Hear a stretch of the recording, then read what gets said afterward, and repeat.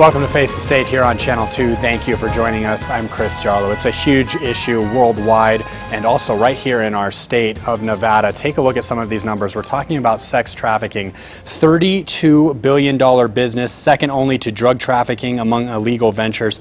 According to the Polaris Project, as many as 27 million people worldwide are currently victims, 1 million of which are sexually exploited children. And we are joined here on this segment of Face the State by Assemblyman John Hambrick, who has been battling this in the legislature a couple of years, and you've been a huge advocate for victims of sex trafficking and also cracking down on the pimps here in the state of Nevada. And you just wrapped up the 2013 legislature. Assembly Bill 6 is the one that I want to start out with here. Talk about how you aim to help out victims through this new law that the governor is signing.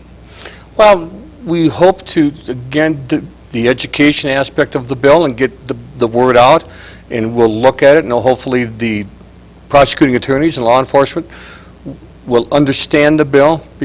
Just because the bill is passed and signed by the governor and gets in the statute, it's understanding it and see how things are practiced and how the words can get out there. So it's going to be a slow process, and as soon as if the Washoe County District Attorney and prosecutors pick up on something, then the South will pick up on it. So we'll go back and forth. You know, you look at sex trafficking, and I just said children are really exploited here. At 13 years old, I have on here, is the average age a child will start engaging in prostitution, and many of them are not doing this on their own accord. And so you have to go out after not only the pimps, but you have to go after the victims, not go after them, but help them out.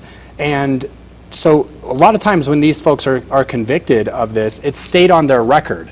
What are you doing to try to prevent that from happening? Well, we're trying to, and there's the pieces of legislation that got passed this year and in past sessions, or last two sessions. We still have to come back and tweak it and go after other things. I hope to have, should I be returned in the next session, go after those that are facilitating it, whether they're part of the scheme, cab drivers or doormen or pit bosses or somebody inside the properties. Truck drivers? Potentially, yeah. Truck drivers, and if they're convicted and would lose their licenses, if the trafficking, they used their occupation to further the trafficking of a victim, they'd lose their license, whether it's, again, a cab driver or a truck driver. Did you meet your goal, what you set out with this issue coming into the session? No, I did not. There are some bills that we hope to go forward with, and for whatever reason, they were not, and this is not the time nor the venue it's too fresh to come out, but there were some politics involved on things that survived that didn't survive, and I will be more candid about it, in maybe another 2 or 3 months, but a lot of people are tired right now. They need to rest and refocus on things. The session overall did a lot of good things for the people in many different issues. I didn't necessarily vote for all of them, but it's over with now. And hopefully the citizens of the state will look back and be somewhat pleased. There are some very key issues that we were opposed to, but we'll take it one day at a time. What do you think needs to be done to crack down on sex trafficking in this state? Well, we've been very lucky in the past few sessions to go after the traffickers and now the victims. Now I would think we have to focus on the buyers, the customers. Make sure they understand if they come to our state, they're welcome to come to Reno, the bowling, or the rodeo coming up in a couple weeks. Have all these people coming in, but leave our youngsters alone. In Southern Nevada, if you would come in for the conventions and the trade shows, come in, have fun, go to shows, do a little gambling, eat some very good food, but leave our youngsters alone. Is this a problem, a bigger problem in Southern Nevada than Northern Nevada? Obviously, just because of the numbers. The South has roughly 70% of the population, so obviously if you're looking at the per capita, but it does not diminish the impact of the problem here in the North because of the I-80 corridor. In Reno, as they come back and you're getting more shows here, more conventions coming in, and the I-80, the truckers, we need to refocus on that, and your law enforcement community up here is doing a yeoman's job. We just need to get a little more sophisticated and try to adapt the way the pimps and the buyers are adapting. occasionally they're ahead of the curve, and we have to catch up, and it'd be nice for us to be ahead of the curve and have them come in their arms because we're smarter than they are. When you were on this show before, you said that if pimps get busted, it was like considered pandering. They could actually get 5 years or less of prison time. Has that changed, or are we Yes. still battling that? No, I've been very pleased. Assembly Bill 67, the Attorney General's bill, and which took a lot of the things that I had done in the past and sort of put it on steroids. They are, hopefully now, the traffickers, if they get caught, can be labeled as sex offenders, which is a big plus, and reportable, and might be even a lifetime reportable, and things like that. So we need to be very sharp on that. There are some things in the bill that didn't survive. I would hope that we could take depositions of the victims, but they sort of fine-tune that.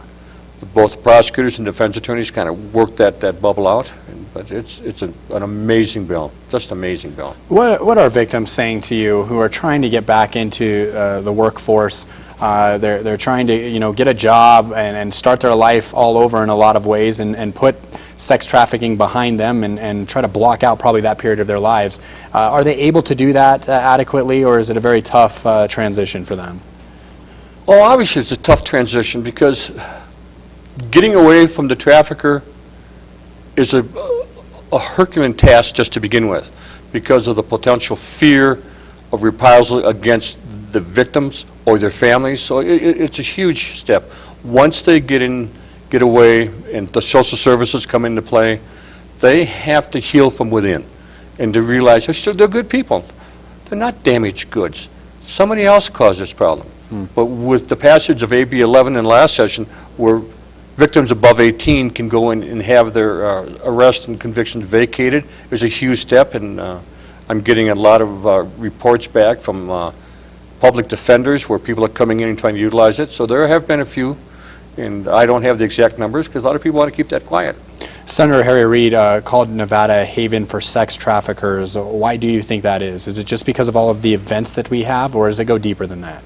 No, I think primarily, I would not second guess this good senator put words in his mouth. He sometimes can put his own words in his mouth, and they come out not the way he meant them to come out. But do you agree with him on this? Oh, yeah, yes. Because of the events in the South and the events up here and in the interstates, both I-80 and I-15, but the senators also has made statements about legalized prostitution, and that is, I'm staying away from legalized. That is not a matter for the state legislature. That is a matter for the community, for the counties to deal with. Many times, big government, whether it's Washington, D.C., will come to the states and try to get their nose under the tent, and the states branch people get upset, and when the states turn around and try to do something for the communities, legalized prostitution, the people of the state determined that a number of years ago, and now the individual county governments will have to determine. Washoe County and Clark County have made the decision several years ago, and there's a few others that are doing that. We're down, I think, down to 13 counties now. Yeah.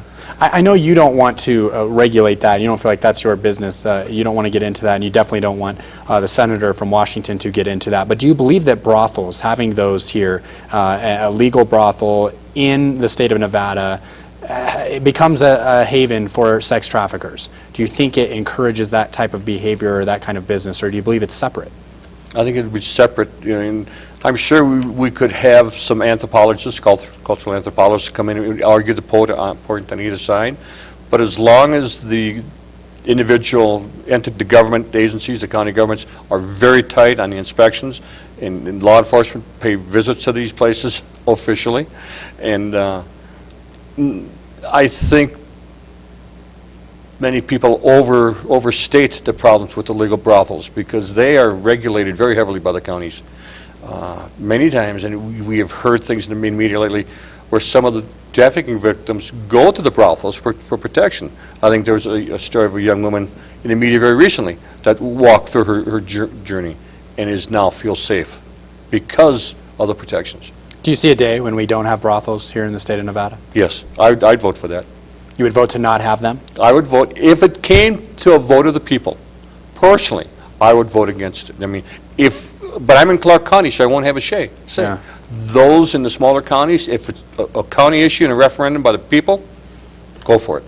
Okay, let me go ahead and ask you about this session. I know you're very tired. It was a long one, as it always is, and you guys had this special session.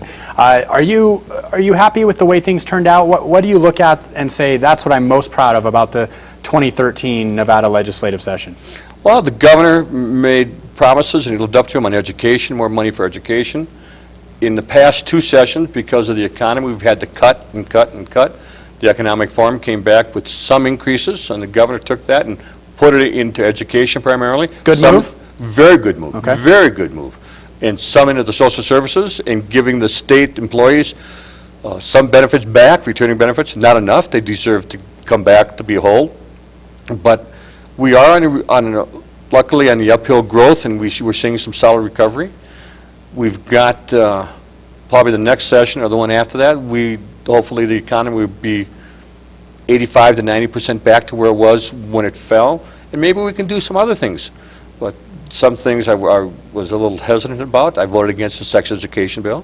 I voted against the Senate Bill 221, the gun bill. Yeah. I think that is flawed significantly, but we will see what the governor does. He will decide that in the next few days whether he will veto the gun bill.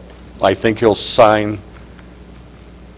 Oh, the sex education bill died, I believe, in the Senate. Yeah. It died in the Senate. The gun rights, that's a big issue. He Huge. says he'll veto that. He will. In about 45 seconds, I know it's a bigger issue than that. What was your disagreement with it?